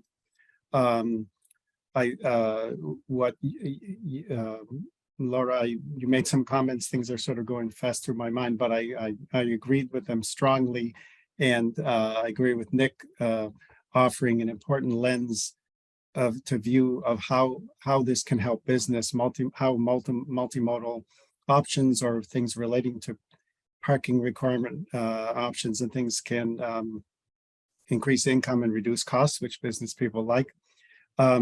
as far as the document itself, I just want to point out two quick things for people to think about. So one of them is it has the words policy, but then it has the words ordinances. So ordinances, I think, ordinances are like bylaws, they're laws. So we do need, as Laura was saying, to figure out exactly what we're trying to accomplish here in order to do it the best way. And we should take as much time as we need to. There is that question of, should this go to the select board? Should it go to the planning board? Or should we tell the planning board, why don't you work in conjunction with us on some things, with already, I'm sure they're working with Aaron's involved. But just to highlight one final thing, the first 4 sentences, if they were rearranged, would tell a better story about where we're trying to go, what the goal is. I would say if you start out, the first sentence, the Transportation Advisory Committee has been discussing ways to encourage multimodal transportation in Concord and the region. And then jump down to the 4th sentence. We feel more robust guidelines and policies are needed to ensure a meaningful reduction in the number of trips taken in single occupancy vehicles and adoption of sustainable transportation alternatives. Then go to the 3rd sentence. The Transportation Advisory Committee is supportive of efforts to provide right size and shared use public parking places, etc. And then go to the 2nd sentence. Recently, several projects have come to the committee's attention, including Concord Academy and Concord article that highlight the need for these, for progress on these issues or something. Do you know what I'm saying? In other words, start with the goal, which is the multimodal or whatever the tech decides it should be, and tie in how it works to these things. Because it's my impression that's or at least identify what the goal is. This is not just about parking. Both excellent wordsmithing and excellent points, Mark. I'm glad that we have this recording so we can reorganize things as you've recommended. So it sounds like we should take a week or take a month. By the way, sorry, Laura, I just want to say how grateful I am that Aaron and you started this, because that's always the hardest part. Again, somebody said it's much easier to edit anything than a blank piece of paper. Aaron did the first edit, so she gets all the credit for that. I did the second one. The first draft was Aaron. Perhaps we should have a formal motion to take a month, look at this, and send comments in so we can make this a better document. And I think that this will come back as an agenda item for next month as well. We can continue talking about what's needed, and perhaps Aaron, you and I can talk about inviting somebody to, maybe somebody from the planning board, to come and be part of that discussion so that we can make sure that we're working in concert with them. Because I'm sure that they're having similar conversations given the same projects that are happening here. But I want to just check in and make sure that we're not jumping the gun if we were to continue this conversation without sort of the blessing of the select board, which is kind of what we were looking for with this letter. Aaron, do you have any thoughts on that? You think we should ask Terry if she's still on the call? Yeah. Yes, I was just going to raise my hand on that anyway. I think it's a terrific idea. And the only thing that wasn't clear to me was what exactly you wanted the select board to do. Do you want to come in and give this report and get in a discussion with us and then have us vote to support it? Or do you want to first meet with the planning board or the zoning board, maybe the economic vitality committee or the sustainability director, and figure out exactly what it's going to be, or ask them, ask the zoning board, do you guys want it in the bylaws? Would it help you, or do you want it as a separate policy? And so I guess what I'm saying is you can go ahead and work on this already.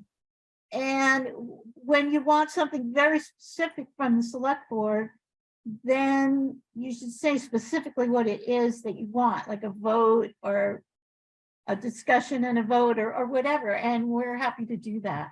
But it's not quite clear in this letter yet what we'd be asked to do. Fantastic. So that sounds like we should just proceed. Next meeting, we'll pick this up again. We'll have a chance to take a look at the parking policies. And I am going to be looking at a bunch of bylaws from other communities. So hopefully we'll send out a comprehensive meeting packet ahead of time so we can have some more examples to look at next time. Does that sound like a good plan for everybody?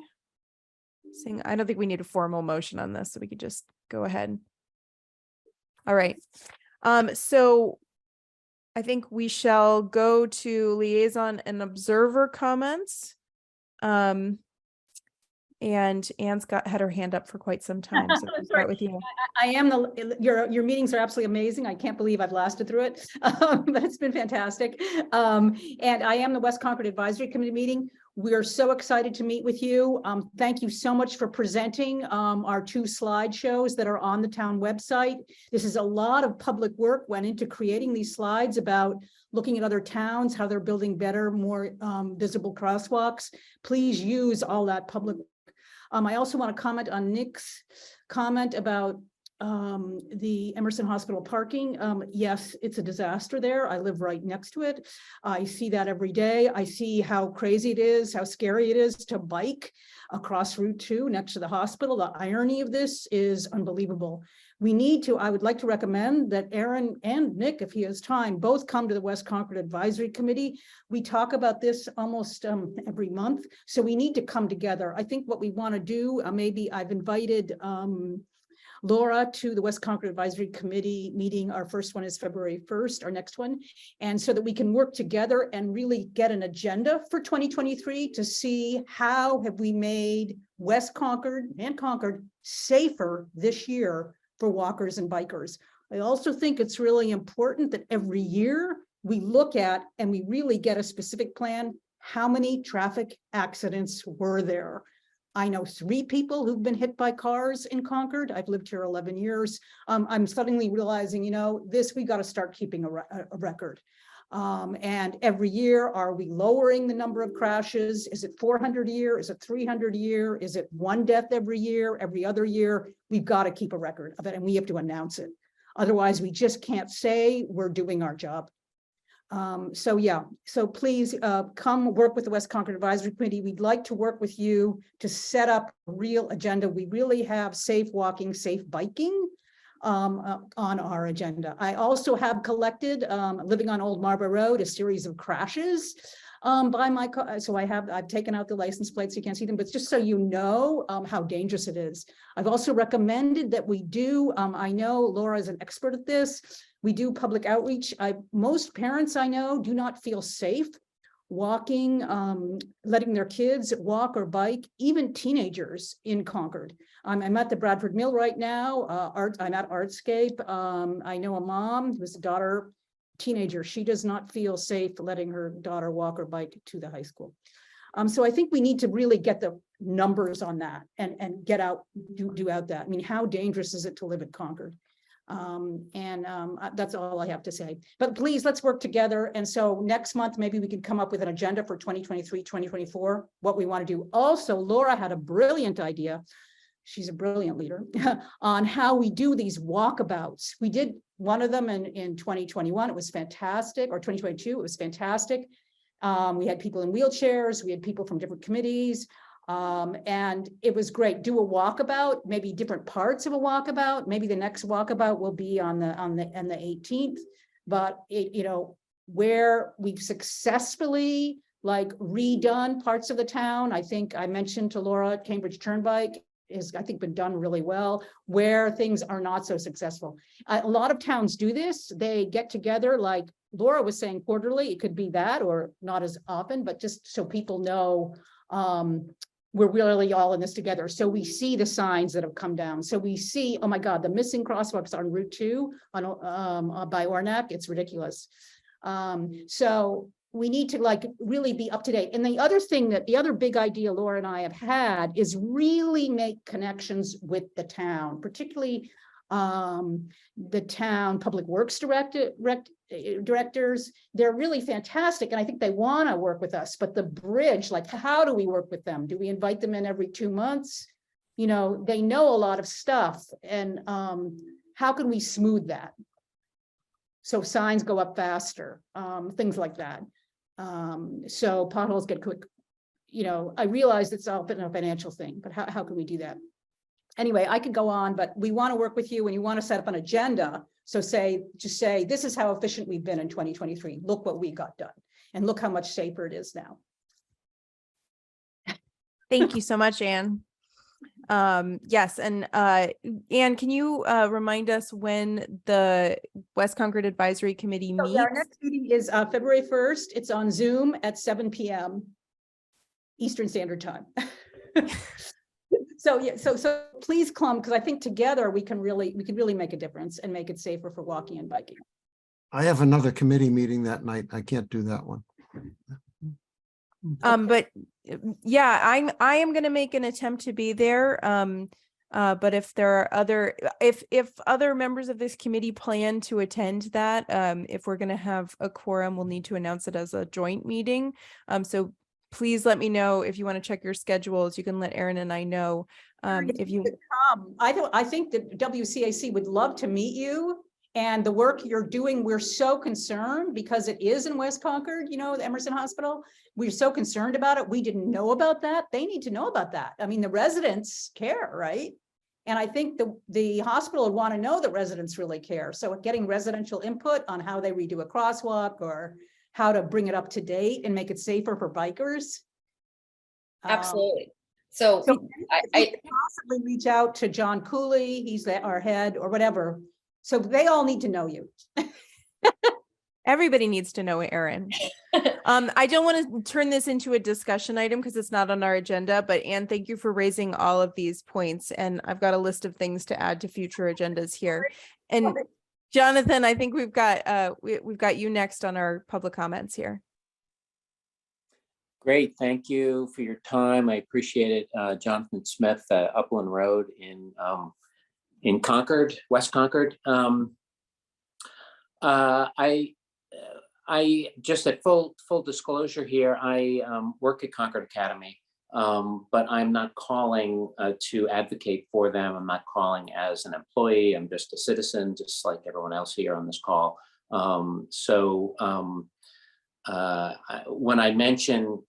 If I mention Concord Academy, try to wipe that from your brain cells and just think of an abstract kind of school or business or corporation when we're talking about parking and stuff. Some things I want to say about that is I like the fact that you're making a move to encourage this abstract school out there, to encourage other ways of transporting students, faculty, etc. But for me, and I don't mean any disrespect or anything, but it's kind of like putting the cart before the horse. Erin Stevens and Ann Sussman just mentioned about how dangerous it is to bicycle on the road.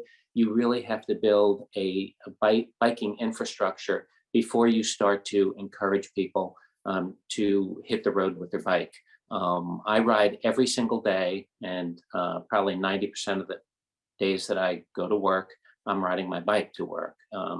It's not far, but it's dangerous, and I cross Route 2, and it's not a lot of fun.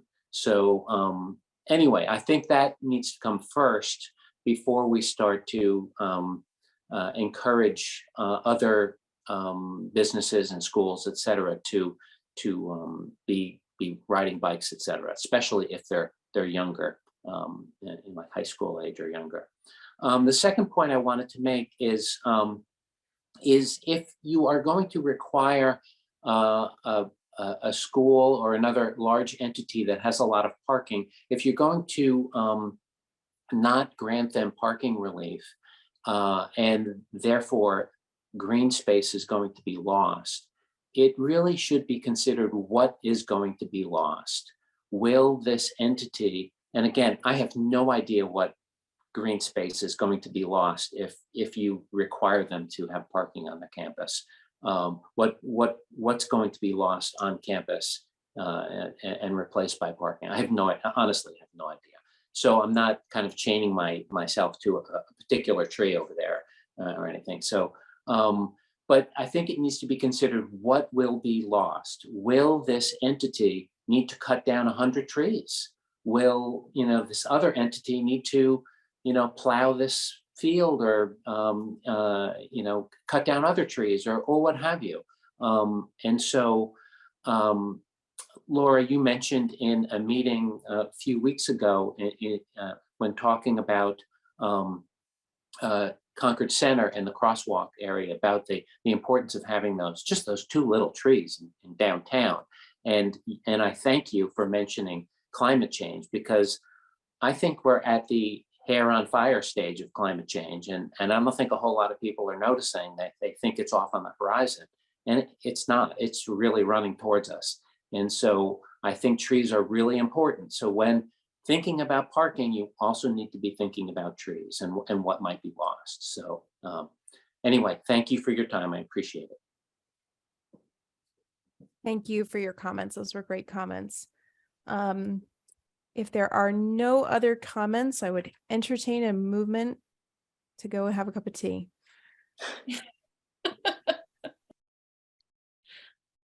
I move to adjourn. Excellent. Second, Mark, how do you vote? I vote yes. Okay, Nick, how do you vote? aye. Phil? Aye.